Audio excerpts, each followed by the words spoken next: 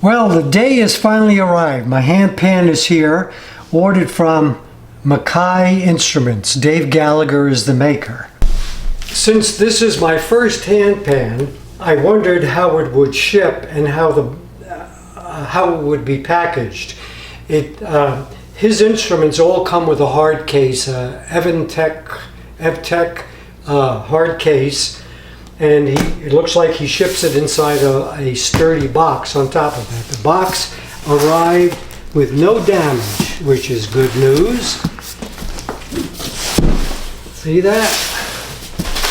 No damage. There's a little scrape right here, like something bumped into it, but it's just superficial. Okay? So that's good news. All right, now before I open this, let me tell you a few of the things I went through.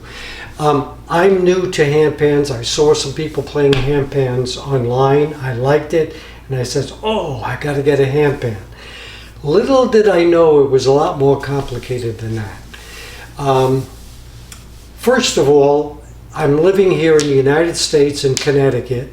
And as far as I know, there may be one or two people in the entire state that have a handpan. I found those people in some handpan groups. There's nobody that makes handpans within several hours drive from me here. So all I'm left with is the internet and the telephone to learn a little bit more about how do I select a handpan.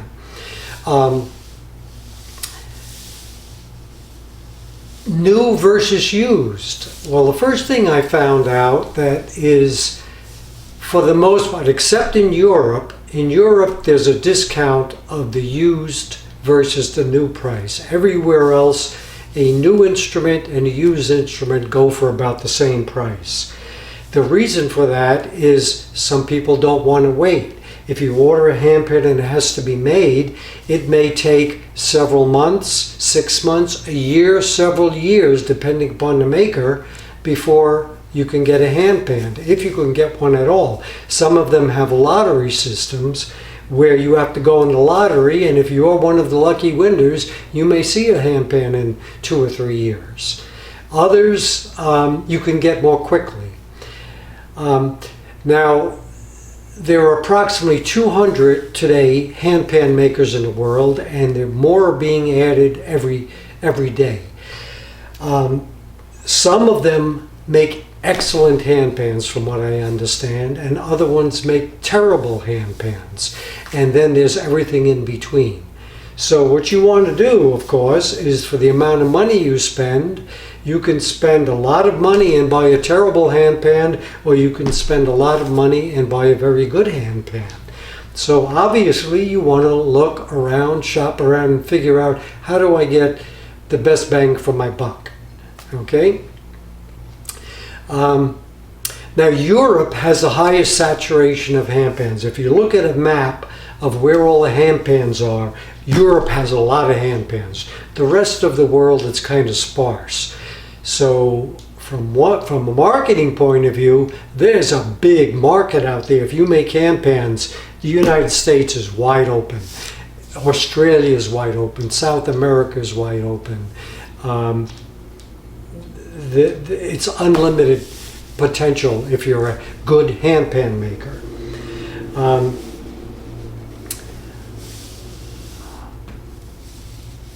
Now, what I did was I watched hundreds of videos to see hear how the different handpans sound from different makers, and I kind of said, oh, that one's nice, this one's nice. A lot of them are very nice. I picked out a couple. I found some in Europe, and I said, well, let me see about this. Is this a possibility to purchase? I emailed a few places, talked to some people, and found out that one important consideration is tuning of the handpan. If you buy a handpan, it's going to eventually need tuning. It seems like the average handpan with regular playing, not being abused, not dropping it, needs to be tuned about every 2 years. Some of the best made handpans may not need tuning for 5 years. It depends upon how it was tuned and how the metal was treated during the tuning process as to how long it holds a tune. A bad handpan will go out of tune in maybe a couple of days or a couple of weeks. Those are probably rare. Others, on average, would be about 2 years. So if I bought a handpan in Europe, it's $200, $300 shipping back and forth to Europe. So if I bought it and 2 years later I needed to have a tune, to send it back to the maker would cost me $300 plus $100, $150 to tune it. So you're talking $450 to retune that instrument. That made me think maybe I don't want to go to Europe to buy a handpan. So I started looking locally within the United States at the different handpan makers. And what I discovered was many of them have very long waiting lists. If you want to wait a year, 2 years, you can sign up for the waiting list and wait. That's an awful long time. However, I found out some newer makers that are quite good have shorter waiting periods of time. And of course you have to be careful. There may be some terrible handpan makers that have a short waiting period of time, and that's why it's short, because they're not so good. But there are good makers that do have a shorter time period because they're still getting established. And that's one of the reasons I picked Makai. Dave Gallagher worked for another company and tuned and made handpans, and then he started out on his own. So his company is fairly new, but from what I understand from many different sources, he makes excellent handpans. So that's how I kind of tuned in on him. Tuning. Now, there are tuners here in the United States. If I bought, let's say, a handpan in Europe, I could have it tuned somewhere here in the United States.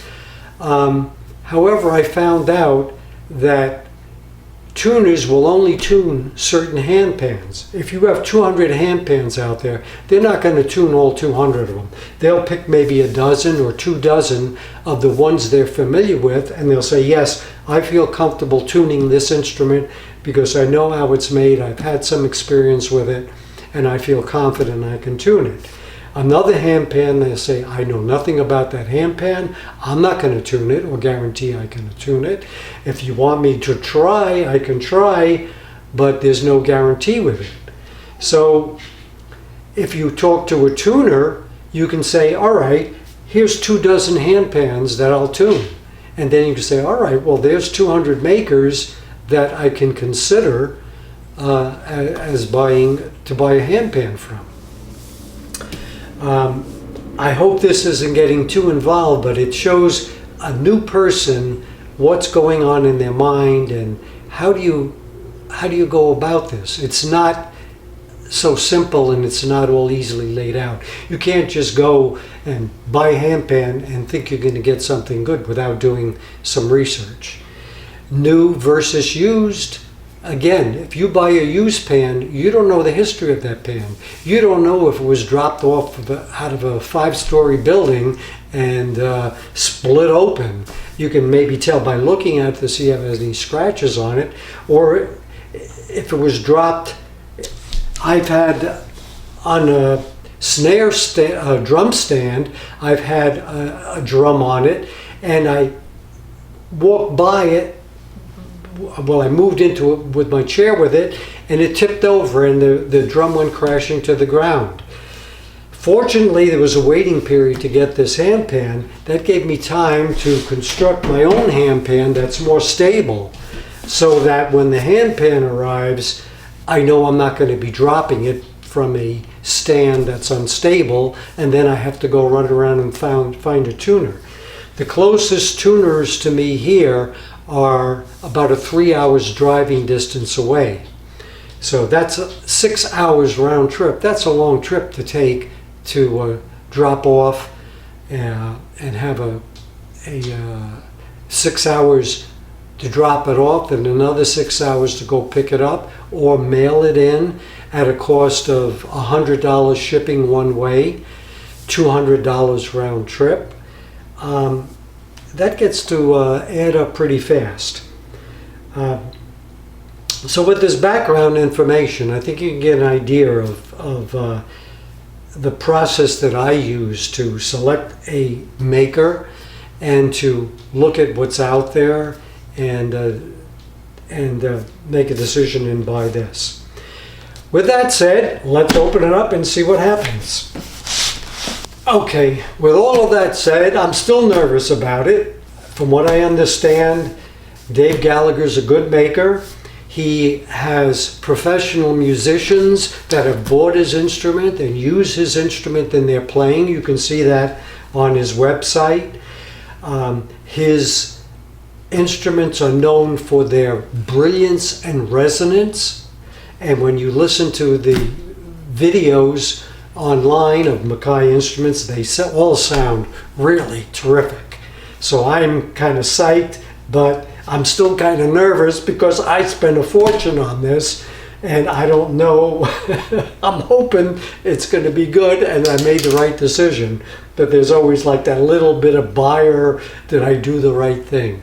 Hopefully I did, but I don't know at this point. So let's open it and find out.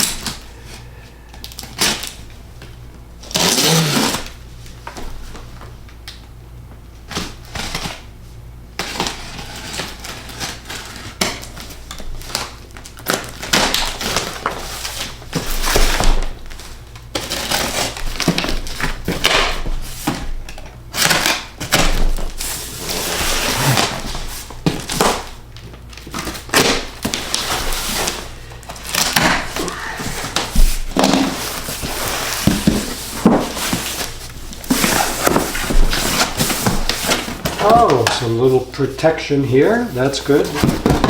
Some plastic. Here's the case. Some plastic in here holding it in place.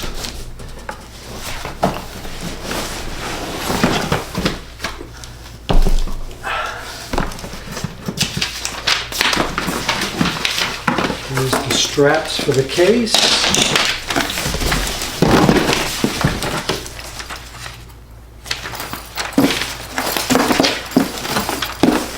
Here's a little bag that came with it. Another piece on the bottom for extra protection. Well, the packaging looks excellent. So, let's move this out of the way.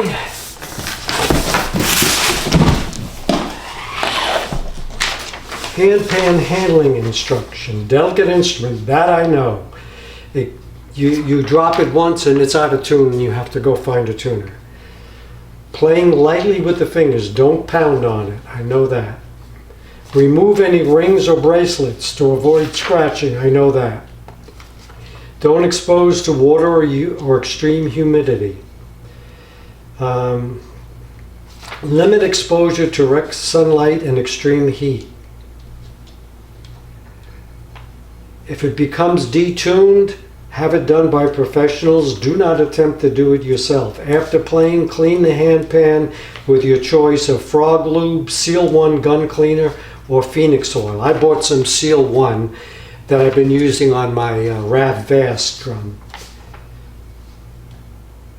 Thoroughly clean your instrument. To thoroughly clean your instrument, apply 91% isopropyl alcohol to a paper towel and wipe it down before adding your choice of protective agent. Good. All right, here's the hard case. Oh, here we go. Whoa. Okay, now,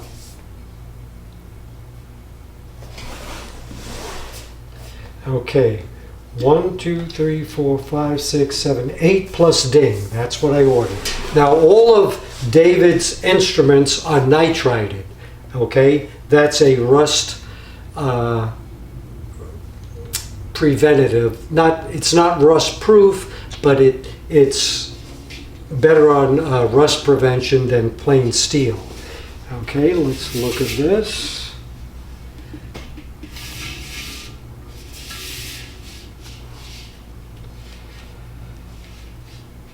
Okay, it looks very nice. Let's see what it sounds like.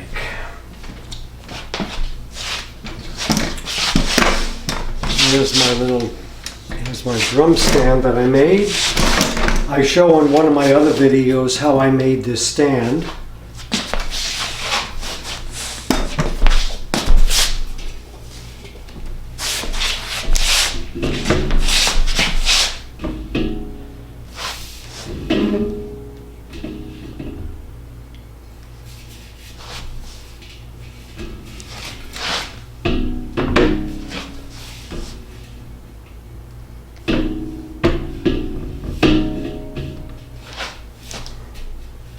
Okay, all right, this is a little bit high. It was perfect on the Rav, but on this drum, this is a little high. I'm gonna have to lower this stand. So let me get back to you when I do that.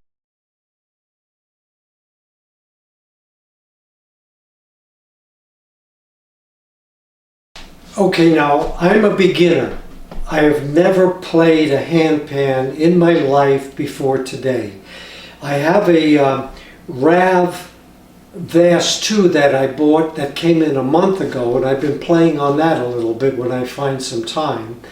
But I'd like to ask you old timers out there, since I'm a beginner, what do you think of this handpan? Did I make a good choice? I think I did. To me it sounds good, but I'd like your opinion because you've been around doing this for many years, and I'd like to get your opinion. I did get my Korg OT 120 meter. I checked out all the notes. All the notes seem spot on, you know, give or take, you know. So it sounds good as far as my meter goes. Please ignore my playing. As I said, I've never played before, so don't focus on my playing or my technique, but on the sound of the handpan itself in your comments. Do you like the handpan, or did I spend too much money on it, or whatever? It'd be nice to get some reassurance from people as to whether I made a good choice or not. Okay, so let me play this. Oh, one more thing. When I play, in part of the playing, I'm going to go on one note and just play all the way around the circumference like this, so you can hear how the note sounds all the way around. Does it sound the same here and here and here and here and here, or is it different? To me, it sounds the same, but I don't have a trained ear. But I think that would help, you know, in the evaluation. So let me know what you think.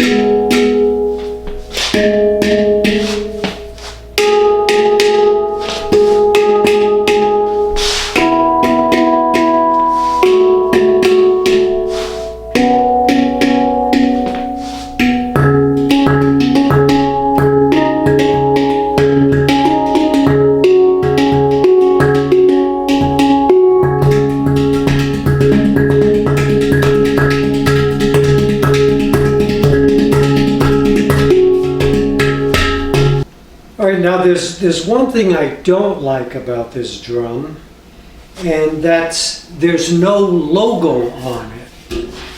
Nothing on the front, nothing on the back.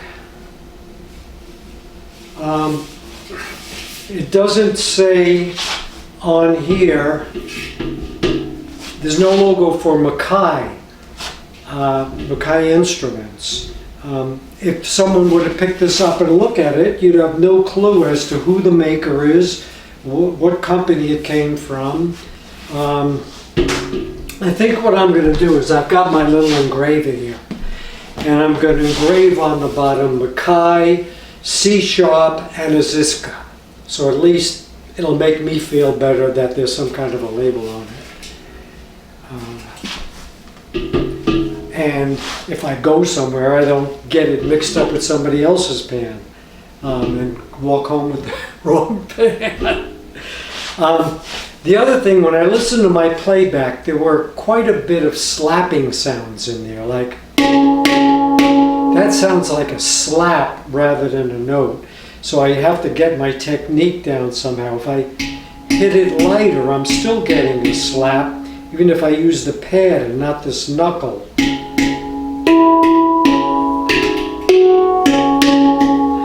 If you have any advice on how to reduce that slapping sound on it so you get the note rather than the slap. See, slap, slap, slap, slap. You see what I mean? Well, anyway, so if you have some comments on that, let me know. But let me know what you think overall about the drum, and if you think it's worth what I paid for it. I think it sounds very good. It sounds better than I was expecting. So I'm pleased in that regard, but I don't have a trained ear. So it would be good to hear what some people say that have been around for many years. Okay, thanks a lot.